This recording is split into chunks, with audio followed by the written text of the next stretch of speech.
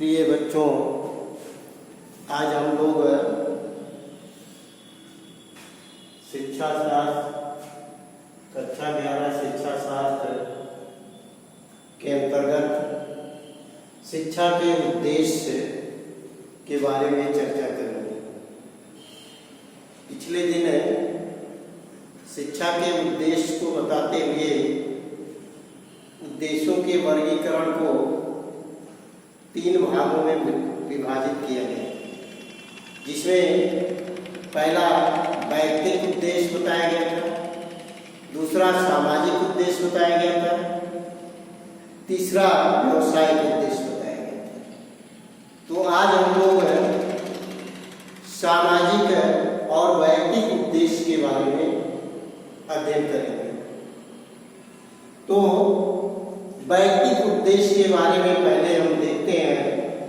तो शिक्षा के वैयक्तिक उद्देश्य का आशय व्यक्तिवादी उद्देश्य, व्यक्तिगत उद्देश्य, विद्यार्थी का जो है व्यक्तिगत उद्देश्य, व्यक्तिवादी उद्देश्य, व्यक्ति के लिए ये उद्देश्य।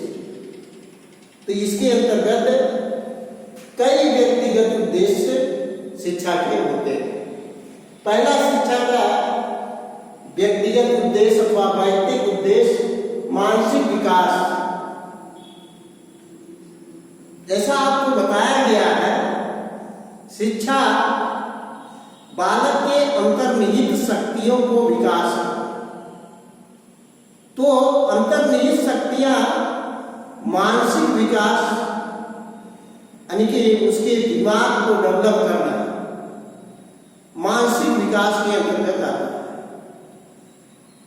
मस्तिष्क को विकास करना, मस्तिष्क में ज्ञान को भरना, मस्तिष्क में ज्ञान को भरना, जानकारी देना, ये मानसिक विकास है। तो पहला उद्देश्य होता है निकी व्यक्तिवादी उद्देश्य के अंतर्गत बच्चे के मानसिक विकास को करना अथवा मानसिक विकास में वृद्धि लाना, उसके मानसिक विकास को जो है ध्यान में रख करके जो है सिलेबस, शिक्षा के सिलेबस और अथवा पाठ्यक्रम तैयार किए जाते हैं। वो जिस आयु का है उस आयु के आधार पर उसके मानसिक विकास को ध्यान में रख करके पाठ्यक्रम तैयार किए जाते हैं। ये इस तरह से जो है यह शिक्षा के वैयक्तिक उद्देश्य के अंतर्गत पहला है मानसिक विकास। मानसिक विकास का जो पाठ्यक्रम निर्धारित किए जाते हैं उसके द्वारा। दूसरा है शारीरिक विकास। शिक्षा का वैयक्तिक उद्देश्य के अंतर्गत व्यक्ति के मानसिक विकास के साथ साथ उसका शारीरिक विकास भी होना चाहिए, शरीर का भी डेवलपमेंट होना चाहिए। इसीलिए विद्यालय कॉलेजों में शारीरिक विकास को ही ध्यान में रख करके खेल कूद, व्यायाम, पीटी आदि का जो है पाठ्यक्रम रखा जाता है, आदि कार्यक्रम कराए जाते हैं, जिससे बच्चे का जो है शारीरिक विकास भी हो सके। शारीरिक विकास के लिए खेल कूद, व्यायाम के साथ साथ भाग दौड़, ये सारा जो है ये शारीरिक विकास के अंतर्गत आता है। तो ये शिक्षा का व्यक्तिवादी उद्देश्य के अंतर्गत दूसरा है शारीरिक विकास। तीसरा चारित्रिक विकास। चारित्रिक विकास शिक्षा का व्यक्तिवादी उद्देश्य के अंतर्गत बच्चे के चरित्र में विकास होना चाहिए। चरित्र के विकास के लिए अच्छे बच्चे को जो है महान विभूतियों की कहानियां सुनाई जाती है, विद्वानों के बारे में उससे जानकारी देती है। जो अच्छे चरित्र, अच्छे गुणवान वाले व्यक्तित्व होते हैं, उन व्यक्तित्वों को जो है उन्हें बताया जाता है, जिससे वो उनके जैसा बनने की या उनसे प्रेरणा लेने का काम करते हैं।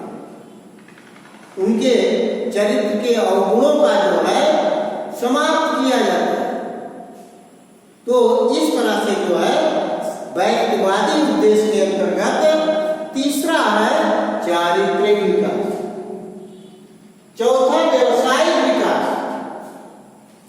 व्यक्तिवादी उद्देश्य के अंतर्गत बच्चा किस व्यवसाय में जाना चाहता है, उस व्यवसाय के अंतर्गत उसको डेवलप करना, उसे जानकारी देना, बच्चे के व्यवसायिक दृष्टिकोण को, उसके दिमाग में जो जिस व्यवसाय की तरफ वो जाना चाहता है उस व्यवसाय को जानकारी देना, व्यवसाय कैसे करना है, क्या क्या उसमें साधन संसाधन की आवश्यकता है, तो कैसे हम व्यवसाय को शुरू करें।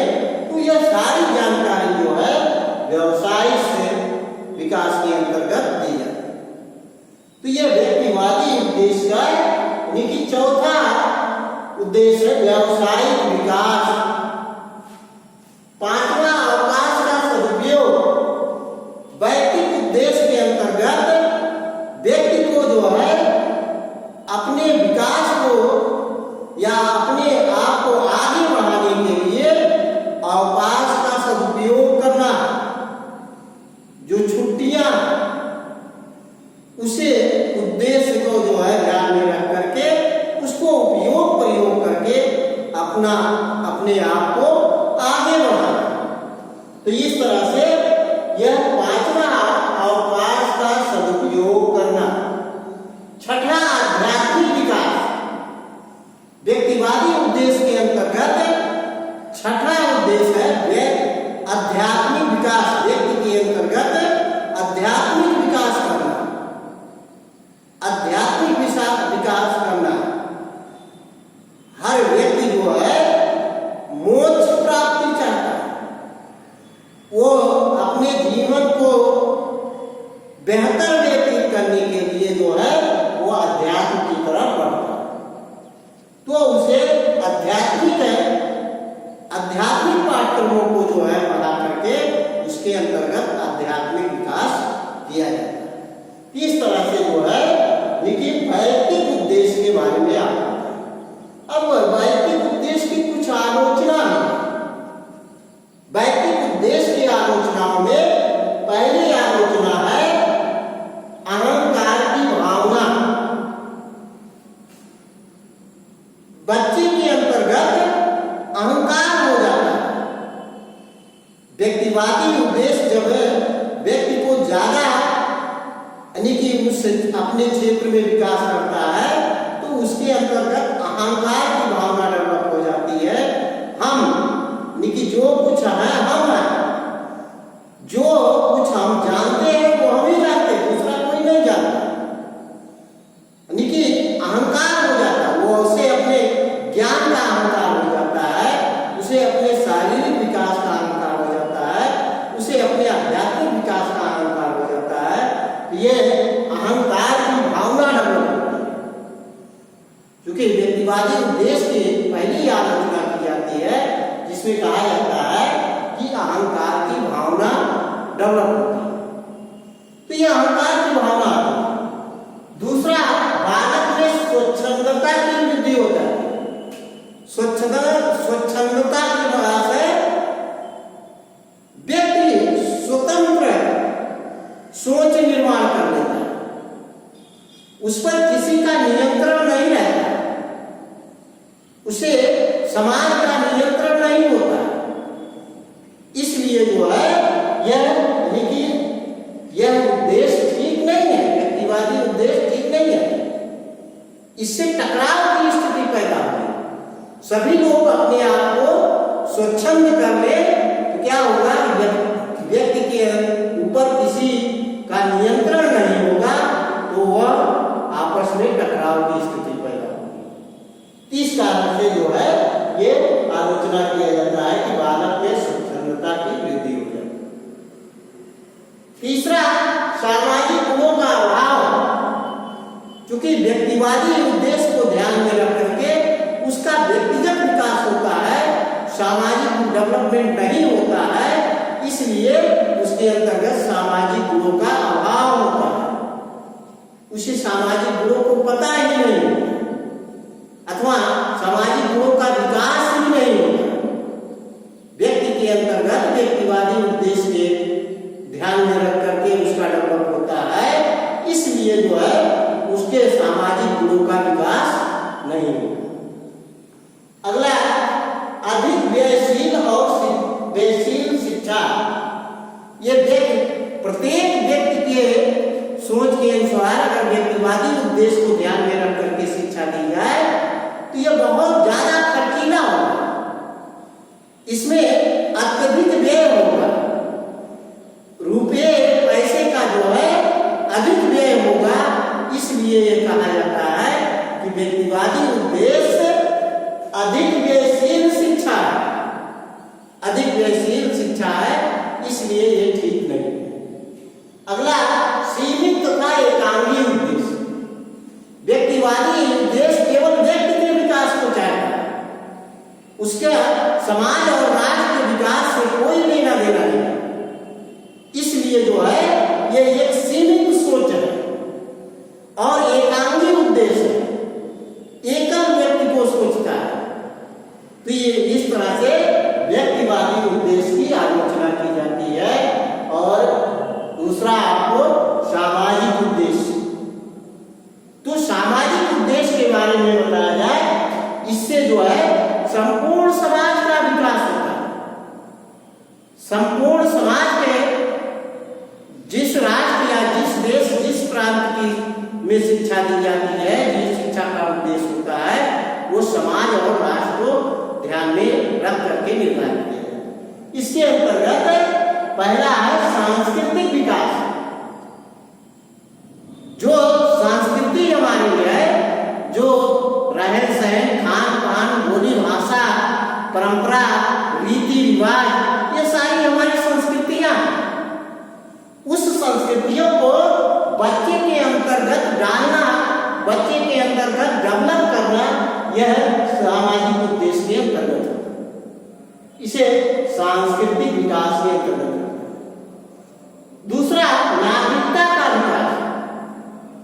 बच्चे को जो है राष्ट्र और देश के हित में ध्यान में रख करके उसकी नागरिकता का विकास, नागरिकता का विकास होता है।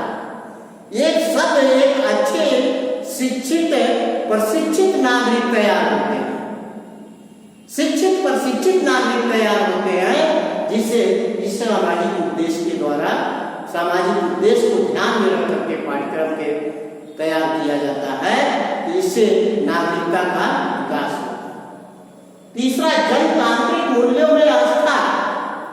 सामाजिक उद्देश्य के अंतर्गत जो पाठ्यक्रम होते हैं वह जनतंत्रों के जनतांत्रिक व्यवस्था को ध्यान में रख करके बनाए जाए, जिससे जनतांत्रिक मूल्यों में आस्था, जनतांत्रिक मूल्यों में आस्था विकसित होती है। सामाजिक शिक्षा के उद्देश्य को अंतर्गत नागरिकों में अथवा समाज के अंतर्गत जनतांत्रिक मूल्यों के आस्था का विकास होता है। अगला, नेतृत्व की क्षमता। उसमें नेतृत्व की क्षमता का विकास किया जाता है। समाज के अंतर्गत बहुत सारे लीडरशिप अच्छा नेतृत्व कर सकते हैं, अच्छे नेतृत्व तैयार किए जा सकते हैं। उन्हें शिक्षित प्रशिक्षित अथवा शिक्षण प्रशिक्षण नहीं मिल पाता, इसलिए जो है शिक्षा के माध्यम से जो है उसके अंतर्गत नेतृत्व की क्षमता का विकास किया जा सकता है। विश्व बंधुत्व एवं अंतरराष्ट्रीय भावना। सामाजिक उद्देश्य के अंतर्गत विश्व बंधुत्व विश्व भाईचारा, जैसे हमारे देश का भी विकास होना चाहिए तो पड़ोसी देश का भी विकास होना चाहिए। तो इस सब ध्यान में रख करके व्यक्ति के अंतर्गत, समाज के अंतर्गत अंतरराष्ट्रीय भावना डेवलप किया जाता है। अंतर्राष्ट्रीय भावना को विकसित किया जाता है। ये सामाजिक उद्देश्य के अंतर्गत ध्यान में रख करके ये किया जाता है। अगला, वातावरण के साथ अनुकूलन। समाज में वातावरण के साथ अनुकूलन स्थापित किया जाता है। जैसा वातावरण है उसके अनुकूल शिक्षा देने का काम किया जाता है, उसके अनुकूल पाठ्यक्रम बनाया जाता है, उसके अनुकूल कार्य संस्थाओं का स्थापना की जाती है, उसके अनुकूल पाठ्यक्रम निर्धारित किए जाते हैं। तो इस तरह से वातावरण के साथ अनुकूलन होता है। यह सामाजिक उद्देश्य, सामाजिक शिक्षा के सामाजिक उद्देश्य के अंतर्गत ये होता है। तो प्यारे बच्चों, आज बस यहीं तक। अगला शिक्षा के उद्देश्य अगले कक्षा में आपको बताया जाएगा। इस वीडियो को अधिक से अधिक देखें और इसे देख करके नोट्स बनाने का प्रयास करें। धन्यवाद।